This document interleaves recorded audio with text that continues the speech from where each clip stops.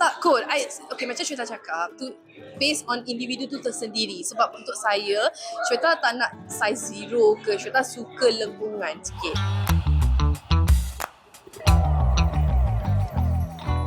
Kongsikan ataupun tips pemakanan seorang ratu cantik.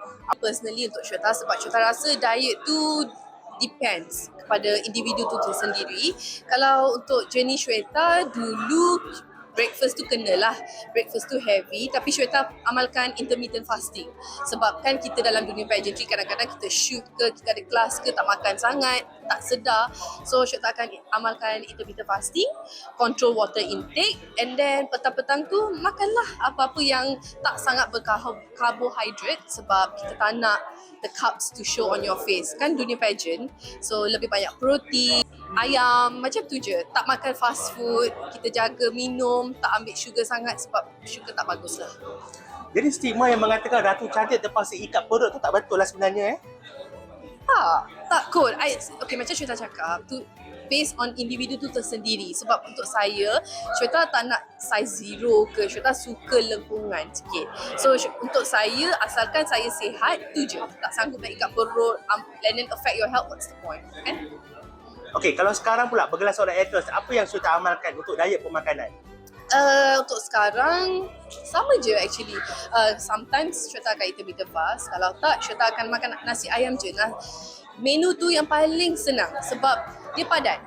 Ada protein, carbs yang cukup, and then as long as you minum air, make sure intake air tu padat, and buah-buahan, tu je for now. Okey, to be honest, pandai memasak? Sangat. Oh wow, Yes. mungkin boleh kongsikan?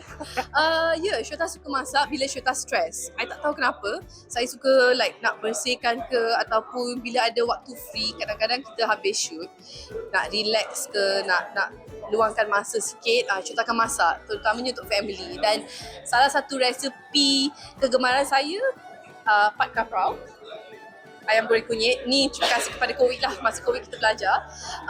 Shweta suka masak. Okay. Shweta sebagai seorang gadis Punjab Ya. Kalau Punjab tu sendiri, mungkin ada tak resepi ataupun jualan tersendiri special dari keturunan Punjab? Untuk keturunan Punjabi, kita ada chapati, butter chicken, palak paneer. Shweta rasa sekarang tu kalau kita tengok, baru-baru je kita tengok dekat bazar, ramai yang suka makan chapati kan. Itulah makanan menu orang Punjabi. Dalam keluarga, siapa yang paling handal masak? Saya. Tak, ibu lah. Sorry mami. Okay, ibu dulu, lepas tu saya. Ibu yang paling best lah, paling sedap.